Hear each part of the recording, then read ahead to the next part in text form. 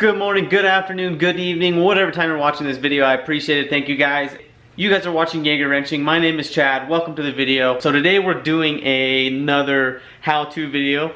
This one's going to be on how to delete your EGR. Now this is pretty simple, pretty consistent between, Fox bodies all the way to new edges. They're all pretty similar. They have minor differences between all of them, but they all should be pretty similar. So let's go ahead and get into it. I think there's 4 or 5 things, main components to this whole setup that I want to show you guys. Let's go ahead and jump into these parts and what they look like.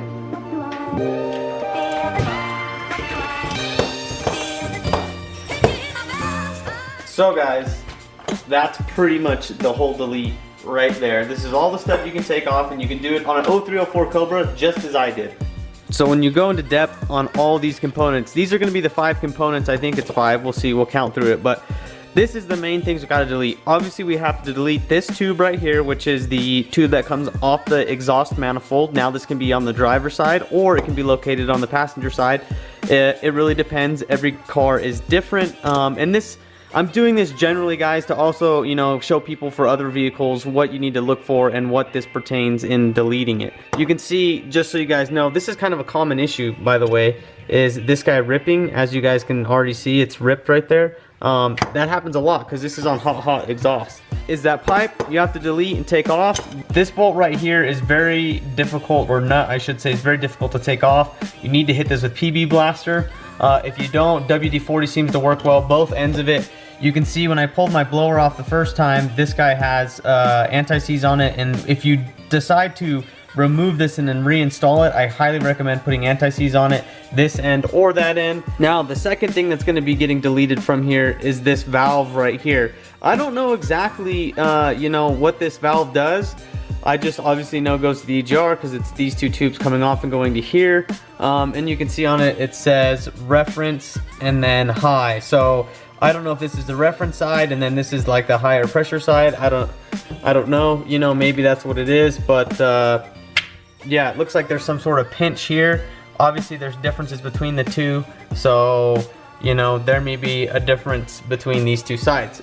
That's going to be the second thing that's deleted. The third is going to be this valve here, which is the EGR valve. Now if you guys you can see, looks like this cap on it spins. It kind of just floats there lightly, doesn't really do much. And that goes to, I know this goes to actual a vacuum line, and that's actually on this here. And then the next is for the 0304 guys, the 4th thing is going to be deleting. This is a boost valve solenoid which goes to the supercharger and actually used with the supercharger and closing and opening the bypass valve. Now to be honest, I would actually like to retain this if I could, because if you look all the way over here, I believe this is a vacuum canister. You can see the bottom of it's plugged off. That vacuum canister holds vacuum for this valve. That way it can open and close the supercharger bypass valve whenever. And that's pretty cool because you can do a lot of little cute things tuning wise when you can manipulate it by having vacuum built up in that and then open and close that valve. So that gets deleted if you're going to do it the way that I did. And then the 5th is going to be this whole hunk of line here. As you guys can see, this thing's ridiculous. You know what I mean? There's a lot to this. And this is very easily simplified. So what do we need to delete this? I don't want to go into a bunch of detail and craziness. I want to show you guys the quick, simple, and dirty way to delete this. If you look, I have my blower off, which makes it easy to see, especially the ports in the back, so you guys don't get confused. So say this is on your car just like that. The first thing I recommend you guys do is get some PB and go down, and this guy, he needs to be sprayed with penetrant to get him to start breaking free. So if you have PB, WD-40, something like that, some sort of oil, I recommend grab that oil and spray it on this, spray it liberally, and get that soaking. And then from there, the next thing you guys are going to want to do, in my opinion, one of the easiest things to do is come up to the top up here and just start. You're going to take this bolt out, and then on the back of this guy right here, there is a 10mm nut that goes right here. So you're going to want to take that guy off. You're going to have to come to the back and pull this hose off right here. This guy's going to go to the PCV ventilation. You don't have to remove him, but if you do, it typically comes and there's a Y, comes over to your valve cover. It gives you a little more room over here to work with. So you're gonna need to take this guy off and then unplug this guy in the back. You're gonna come over to the side of the car, which is gonna be your passenger side. You're gonna see this hose right here, which is going to your intake tube. You're gonna need to disconnect that.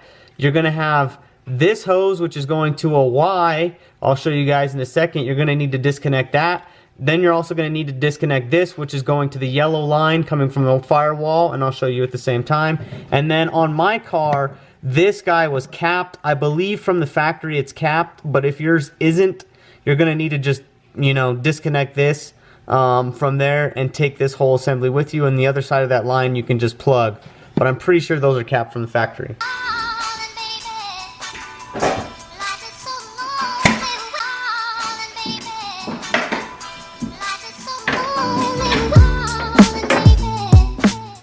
So if you come over here, you guys see this yellow line? This is that line that I was talking about that goes to the boost.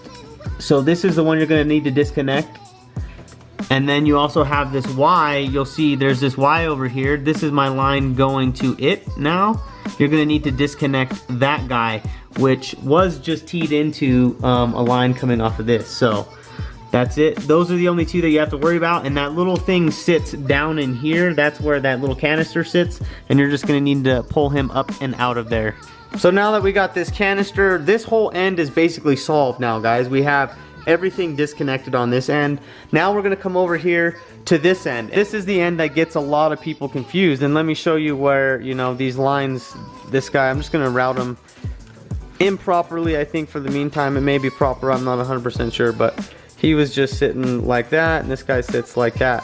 So if you look, you got your EGR valve right here. We have our boost bypass valve right here.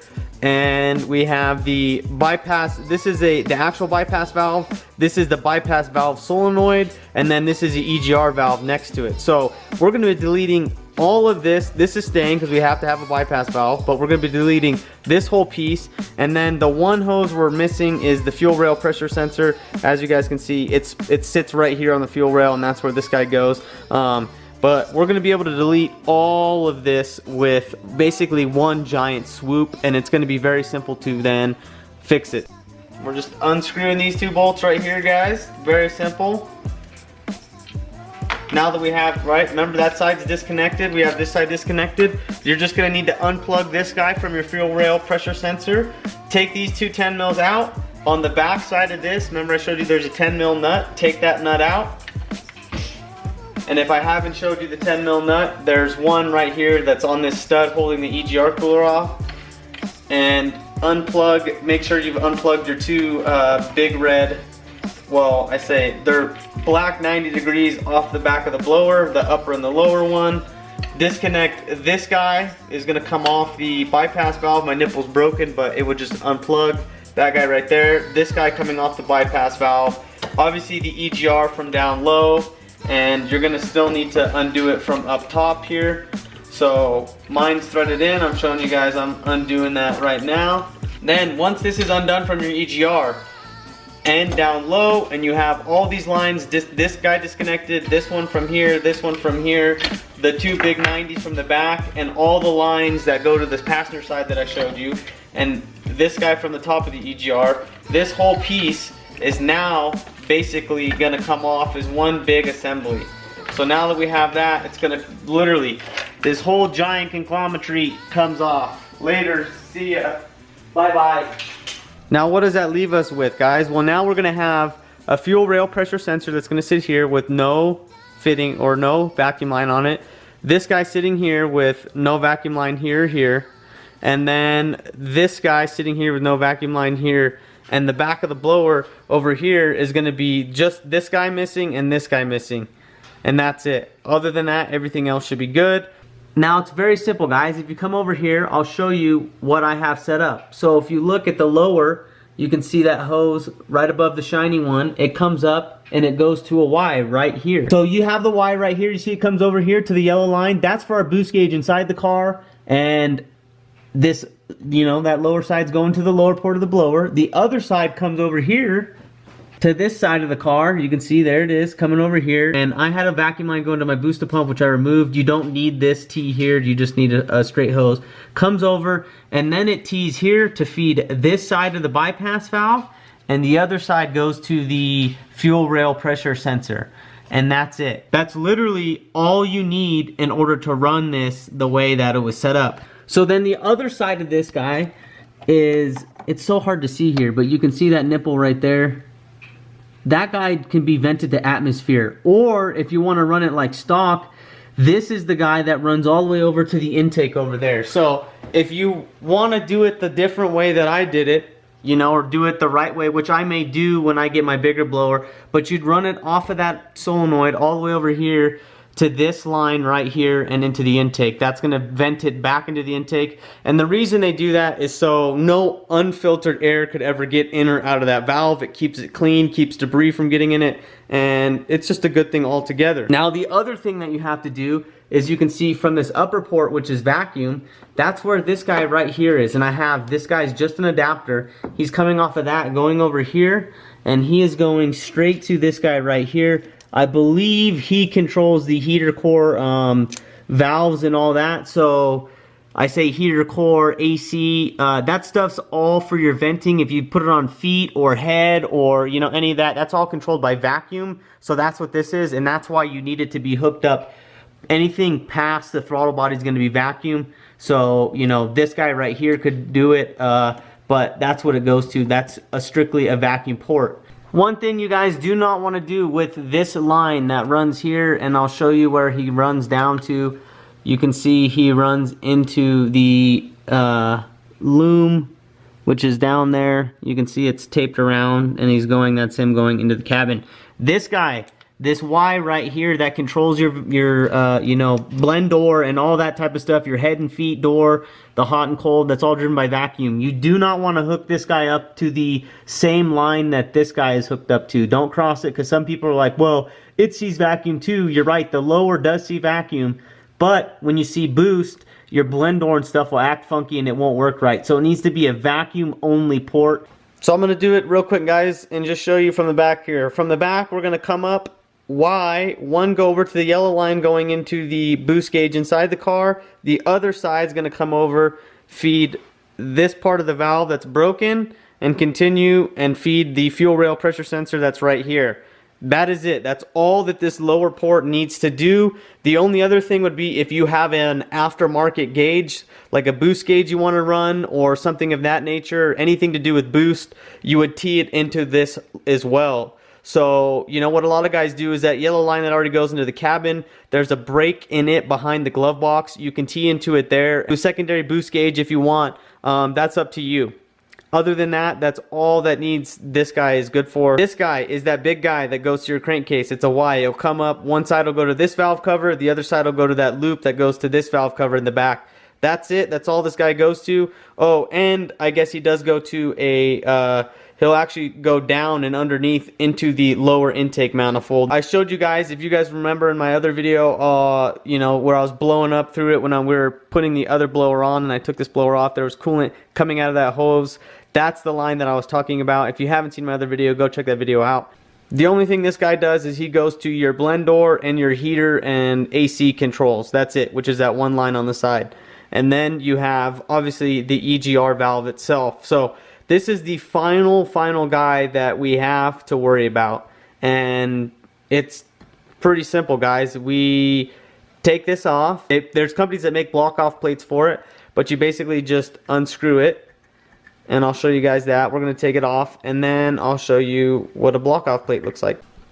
That right there, guys, is a block-off plate. So if you can see it, I'll put a little more light on there, but that's it. It's really super simple. It's just a steel plate with 2 holes in it for your you know, studs to go through, and it just blocks off the port for the EGR. So if you're going to retain the stock blower, you just need to go get a piece of metal, measure this distance, drill the 2 holes out, and you know, it could be a square piece. Doesn't have to be perfect as long as it clears this notch. So it's a little thinner than that, and you know, is obviously higher than this hole. and has the holes in the right spot, you can put it on and, you know, silicone it, put it on, tighten it down, and you'll be good. You'll have your EGR blocked off. Now that you guys should have everything off, and it should look like this. Now the last thing to do after we've done the vacuum lines to and from, and we have our crankcase hooked back up to that port, the only thing left to do for the EGR is, now that we have the supercharger side blocked off, is we need to get a cap for this side of this, which is going to go down there, and I'll show you guys what it is. So as you guys can see, if you type in, you know, EGR, it's at 04 Cobra EGR Cap, there's a couple things that come up. There's a kit here, another block off plate. I would recommend, you know, something like this. Lethal makes a kit, and it's got the plate for the EGR, the cap, and a new gasket. That's something I would do. You know, there's companies that make just the plate.